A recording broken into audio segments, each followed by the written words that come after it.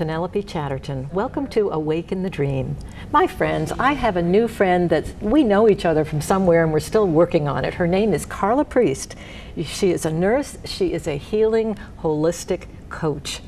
And she has a story to tell us, and she has a book to show us that's coming out, and we want to celebrate Carla today. So welcome to the show. Thank you, Penelope. Awaken the Dream. You are very awake. You have Thank a you. mission, and it's beautiful. Yes, yes. And I want to hear about it. I want to hear your story, because Yeah. our friends who watch this show just love stories. Why people do what they do. Why are they in healing modes? Why do they, and you are also into Western medicine. You've, let's see, what do I remember? That you've been at the college, you have worked with the Boston medical people. Mm-hmm. What else can you brag about? We want to hear it. Oh, I don't want to brag. Yes, but we want to hear it. Well, I was a graduate professor at Boston University for a while. Yeah, That's for 3 good. years actually. Did you like it? I did. I Good. did. But at the master's level, many of those nurses were really in leadership positions, so it was very exciting. But that was allopathic medicine. Ah, And what does what's- that mean? Allopathic is Western, Okay. or we want to call it Western. Yes. And what this book is about is integrated medicine.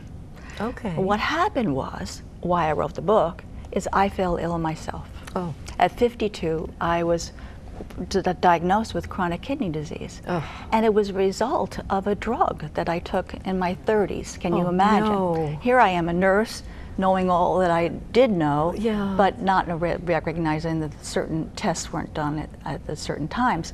So anyway, to make a long story short, I learned everything I could about alternative and complementary medicine. And what I did was use my allopathic background Yeah. and brought the alternative and complementary in with it, Okay. and developed an integrated medicine approach. Yeah. Integrated medicine. Yeah, I think I keep thinking of Bernie. You reminded me a little about Bernie Well- Siegel's work, because he's always saying, "Now do it all. He's one of my heroes. Do the Eastern, do the Western, do it all, and don't." Love turns pain into medicine. Yeah. He's going to actually write a blurb for my Oh, for how my book. wonderful. So it's so dear of him. He's really a dear. sweet guy. Oh. He's a sweet man. So you found, now this particular medicine didn't ring a bell when you were in your 30s that this might have caused a problem. No, There was no. nothing on the label that said No. precaution. No.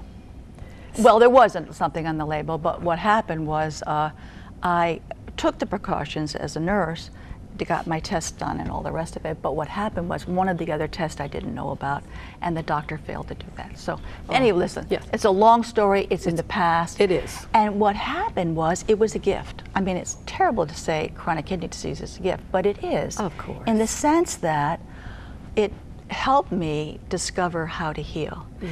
And the book is about healing in the sense that we can heal anything. We can heal a wound, a relationship, a body, and what this book is about is healing the 5 bodies. So we're talking bodies. about, my philosophy is that we have 5 bodies. Okay. We have a spiritual body, Yep. a mental body, Yeah. an emotional body, Yes. an etheric and electromagnetic body, okay, Yeah. our personal space, Yes. and then we have a physical body. And what I discovered was, in my own falling ill and also in my clients, see, I've been doing my healing coaching for almost 20 years now. Wow. And everybody that comes to me is a total gift for me, because I help them integrate their medicine, so to speak. Yeah. They So- can come to you with a particular illness or depression, and a lot of Yes, it anything. can be emotional. Yeah. It can be, obviously emotional and mental go together. Yeah. It can be physical. Very often, though, it's cancer. Very often it's chronic kidney disease, or I mean chronic cancer of Yeah, some kind. yeah. Some chronic disease. Yeah, and they're on medications, and then do you often find when they come to you they're doing a lot of different things? They're doing lots with allopathic medicine, Okay. and not too much with alternative and complementary. that's In where fact, many of them come to me and they say, look, my doctors say that I have 3 to 5 months to live, and I'm going to try to think outside the box and do everything I can. So Yeah. I started out by doing Reiki primarily, and then I work with cranial sacral. I do some reflexology. I do Yeah. polarity. You name it. I noticed that. You yeah, name it. yeah. Well, you name it is right. Yeah. It's wonderful. So, but I'm use myself as a laboratory, because I learned how to do all this other stuff so I could help myself, so I could help other people. Yeah. So, but what turned out is I taught in the hospitals in Boston many times. Dana-Farber, I was at Brigham and Women's, I was at Beth Israel, you name it. Yeah. And what happened was, Dana-Farber decided, one of my students, who I taught Reiki to, I've been teaching Reiki for 20 years. Yeah. 20 years. Yeah. She said, Carla, I'm part of patient education for people up here. Could I recommend you to them if they're on the Cape and they're coming from the Cape and what have you? And I said, absolutely. Oh, if they wonderful. want to explore, I'm not an acupuncturist, but if they want to explore energy medicine. So You're young yet. I'll wait and see if you. Oh no. Not young. I just turned 70, I so can't it's like, believe it. wow, it's Oh. great. I'm really happy. You're a beautiful 70-year-old. I'm happy to be here. Yes. Yeah. Well, I keep thinking with all that you learn, you'll never stop studying something. The doors keep opening. I'm sure new things come along. Well, that's how we stay young. Yes, it is. Yeah. Oh boy. Yeah. You have got that right. Yeah. Yeah. They do say, someone recently said you have a shorter demise period when you're very active. If you live your life Yes. fully. Yes. Whereas if you don't do a whole lot, it could be extended. Well, I learned earlier that you're a dancer. You Yes. dance, you run, you know. I sing. You sing. Great. You're celebrating your voice, living out loud. Yeah, music is just, it's wonderful. Yeah. It's very healing for me. Well, I swim a lot. All right. I do a little yoga. And I Good. do walking. I don't run, though. Yeah. I don't run. Yeah. Yeah. And you know, if you wanted to recommend to your friends who are battling things, I think you just said something so powerful that exercise, no matter how whatever works for you. Right. I personally just feel it's so important to move, get your heart moving, and Right. you know, it's good. Those endorphins, you know, it's just good for the soul. That's And speaking of the soul, I want to say that there are 5 bodies, as I Yes. said earlier. Yes. And really, what I believe is that we fall ill when the spiritual body is not connected to source, Oh. when it's not connected to purpose, when we lose our sense of self, when we lose our sense of our soul contract. And why Yeah. did we come here? Yeah. What are we supposed to be doing? you know? Yeah. So the spiritual body goes, in a sense, it comes out of alignment, okay? Yeah. And then we feel it in the mental body. We feel it in the emotional body, depression, grief, whatever. Yeah. The feeling, anger, Yeah. fear, whatever. Yeah. And then the etheric body goes, the electromagnetic body goes. Yeah. And there's a whole chapter in here on many of those. Yeah. So in order to heal the spiritual body, we finally get to the physical body Yeah. through these other bodies. Yeah. And so in the spiritual body, in order to heal the spiritual body, I believe we have 5 S's. 5 S's. And I call them spaciousness, silence, softness, slowness, and surrender. I love that Yeah. last one. Yeah. Yeah. Surrender, letting go. Yeah. Well, actually, in my loft, I do a lot of meditating. And in my loft, there's a beautiful sign that says, "How well did I live? How well did I love? How well did I learn to let go?" Yeah. And that letting go is That's key. fascinating. The Course calls it the shift. Yeah. Goldsmithians call it the click. Yeah. It's phenomenal. I like it. And if we do our homework and we remind ourselves on a daily basis of who we are and what we are capable of envisioning and shifting, we got our tools. Precisely. It's wonderful. Could I read you a little Please, passage? I'd love to hear. Because this is a memoir, part memoir, Okay. part self-healing, and part stories of my clients over the 20 years that I've been with them. I bet you've learned And so much from them. This one woman that came, I mean, I'll use her an example because I write about her under softness, okay? Okay. So for the holidays, I gave my long-term clients who have been living with cancer fleece comforters. I gave a red one to Karen, who has been an inspiration over the last 10 years as she beat the odds against a particular invasive brand of cancer, and a lavender comforter for Julia. Both Karen and Julia share the diagnosis of cancer. Each of them have been living examples of how softness has played out a part in their healing. The gift of a comforter was intended to be a reminder of the role softness plays in our healing. I am talking about the softness we give ourselves and others. When Julia arrived on my doorstep many years ago, both of us were all angles and theories. As she came up the steps wearing a green and gray baseball cap to cover her hairless and beautiful shaped head, I knew we had an indelible agreement to work together. Julia entered my life and my house in a bold sweep of determination. And I take her through this. Written. Yeah, well, thank you. But and it's taken me a long time to learn how to write nonfiction. Okay. I mean, I've had all this academic background, you know, RN, master's. I mean, and I used to think I'm a firebrand like you, and a recovering workaholic, shall we say? Okay. Type A. Yeah. Well, definitely, I was overachiever. Now I think I'm an AB.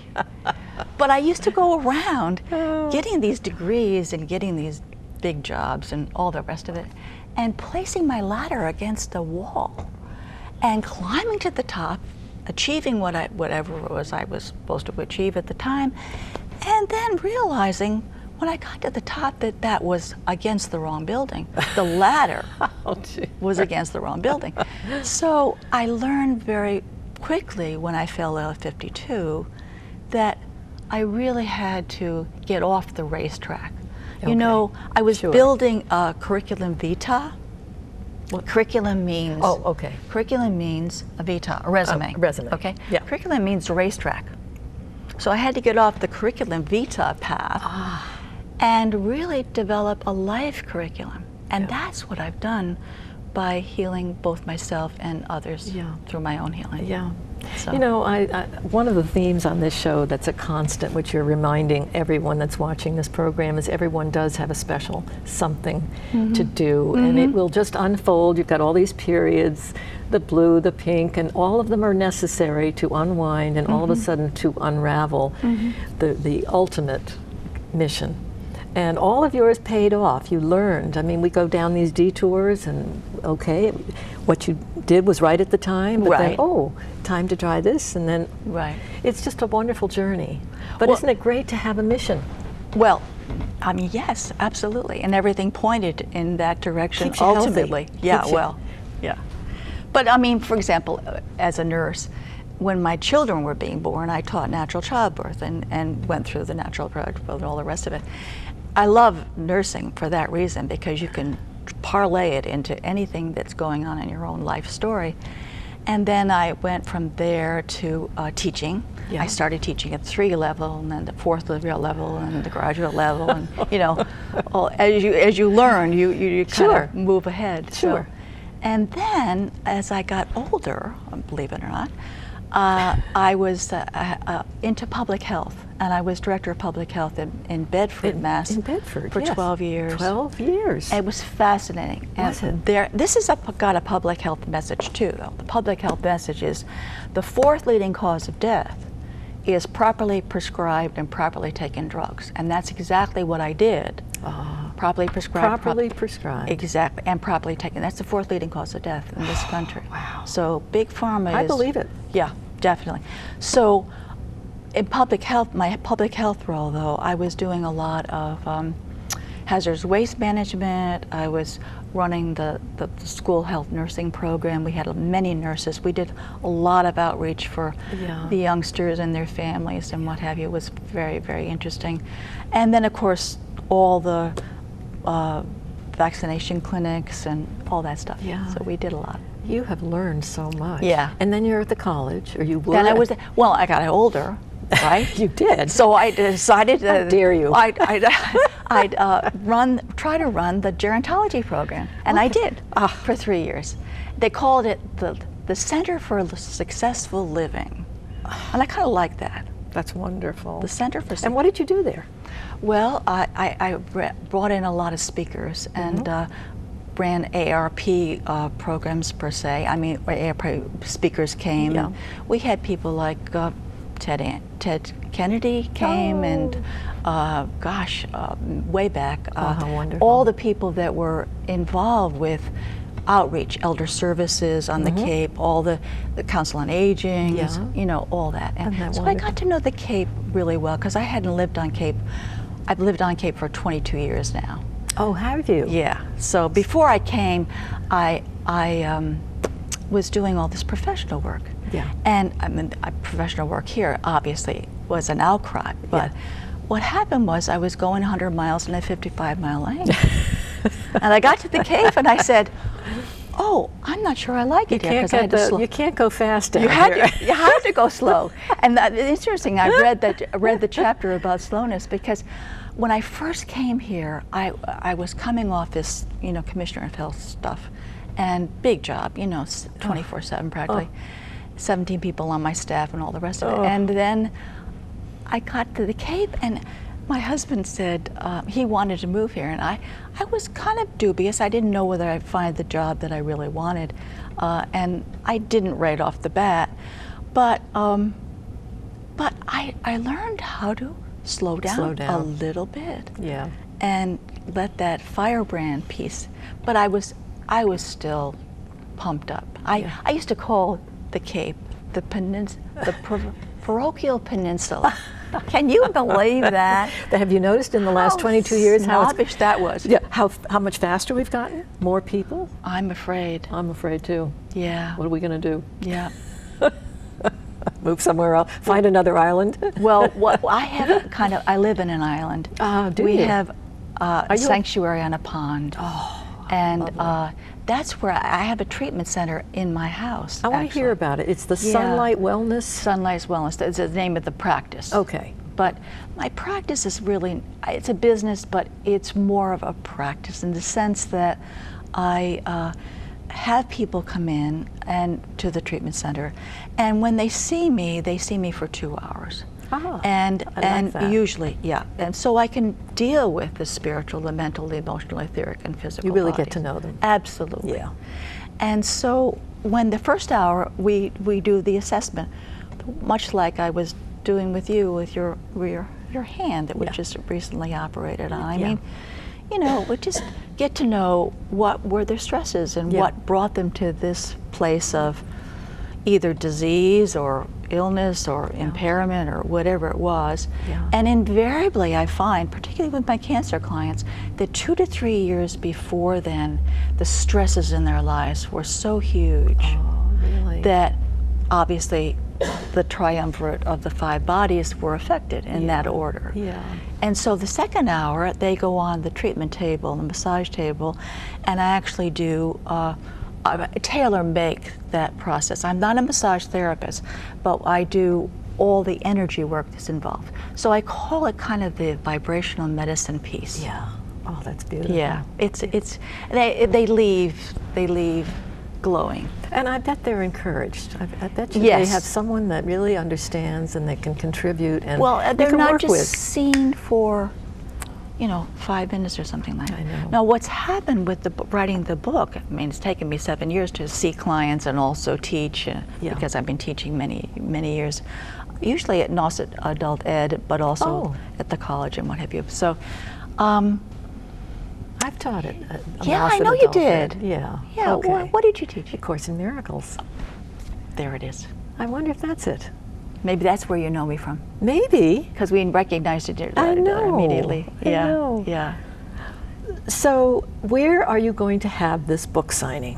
It's going to be at the Yellow Umbrella Books. The release actually is Yellow Umbrella Books, Main Street in Chatham, October 20th from 3 to 5.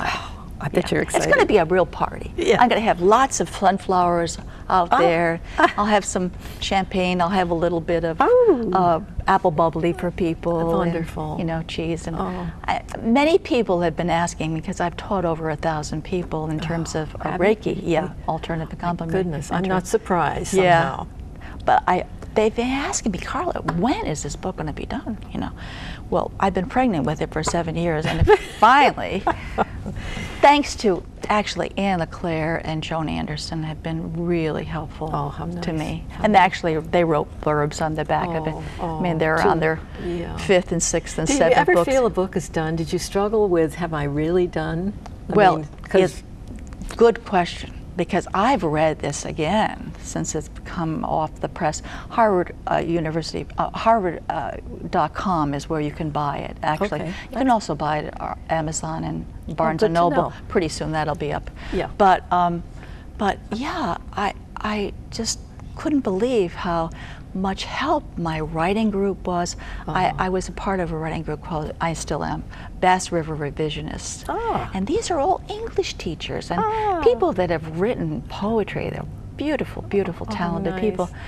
And they helped me because I was used to the academies. You know, I got the master's and I did some doctoral work, and it was all telling rather than showing. Yeah. And finally, I discovered how to really write. Well, when I think of your holistic coaching, and the beauty of two people together sharing, to me is just, it's joining, it's souls combining their energies and their love and their healing. It must be you must know your clients very well. Totally, they become friends. You must love them dearly. I do. In fact, I write, in fact, they do their healing, but sometimes you cannot be cured. Okay. I mean, sometimes you can't. And so I do their eulogies as well. I go and do their eulogies. Actually, I used to go to their homes and help them with the dying process. Not that I worked for hospice at one point as a nurse, but I don't run my own hospice, or didn't run my own hospice. But what I did do was, as a healing coach, go and help that transition happen with grace and in dignity. And that's really what we all want, right? That is what we all want. Yeah, I think as we get older, we sort of think, well, now look, what are my alternatives as I get older? Precisely. Is there some assistance for me if my time has come? Right. So, yeah, I want options. I want choices. Precisely. And that's really what we do. I mean, I in no way use alternative and complementary solely. It's got to be a combination. And the doctors actually work with me too. I mean, when they send me down, they send clients to me from Dana-Farber in particular, for example, I will send my assessment sheets to them as well. And so we coordinate. Yeah.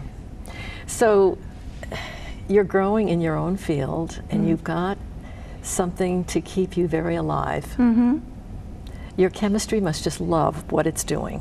I mean, you must feel so realized. They say when you're joyful, and the book is called Rejoice Regardless. Your chi is heightened. Let's talk about that. We have 5 minutes to go. Okay. Your chi. I always like to encourage my friends that watch this program to, if they're not really thrilled with what they're doing, think about something else. Try something else. Don't ever get locked into what mother thinks you should be doing or what society thinks you should be doing. Always ask yourself, what do I really love to do? I think it's... And what feels good? What feels good. Yeah. Now, what I do for my own healing is not just the self-Reiki, obviously, for myself, but I see Diana DeGioia over at the Community Acupuncture Center. Oh, yes, And she is just phenomenal. And what she's done is take it out of the box in terms of the payment schedule is reasonable, so that I can do it once a week. You know, nice. I mean, it's just amazing. She has a sliding scale, and she sees 8 people at once instead of one-on-one, where you're paying for, you know, whatever, $75 or whatever. You can go on the sliding scale from 20 to 40. Oh, how nice. And actually it makes it affordable. And that's really what I've done with Reiki, per se. We have a lot of free Reiki clinics out there. I started one in Chatham. I started another one in Yarmouth. They're both non-existent right now, but But it's so good for, as you say, your chi. It's so good to be alive. And you know, your body will tell you, your chemistry tells you when you're feeling like that. And you know what else someone's mentioned on my show recently, that everything comes to you when you're really on, when you're doing it. Doors open. Doors just open. You just, life happens to you. I do a healer's prayer in the morning, and I say this: I send my love out into the world, attracting all those people, places, and things that can best benefit me. I send my love out into the world, attracting all those people, places, and things that I can best benefit. And I say, come now. Oh, I like that last. And it happens. Yes, come now. Yeah. I like to feel that I'm just breathing, in the flow. Breathing eternity. My body is holy. Just the word omniscience, omnipotence. It just straightens everything right out. It sure does. You're in the flow. Yeah, you're. As we mentioned, we're in the Garden of Eden, and we are there, and the whole idea is to remember and shift our consciousness and realize, step into the realization, feel it, allow it. As you said, surrender to it. Surrender. That wonderful word. Surrender. Letting go. Letting go. Letting go. Whenever you're in a jam, just sit yourself down and say, now wait a minute. Maybe somebody's got a better idea, especially if I'm obsessing or I'm upset. Why don't you just let it go and ask and then see what comes? Right. See what comes. Carla, we have to check out. Okay. But you're coming back next week, so I'd I'm love really to. looking forward to talking with you Thank you, again. And thank you for Penelope. joining me. Thank you. Thank you, Carla, for coming onto my show. We want to have you back next week, and I want to talk to you, my friends, again.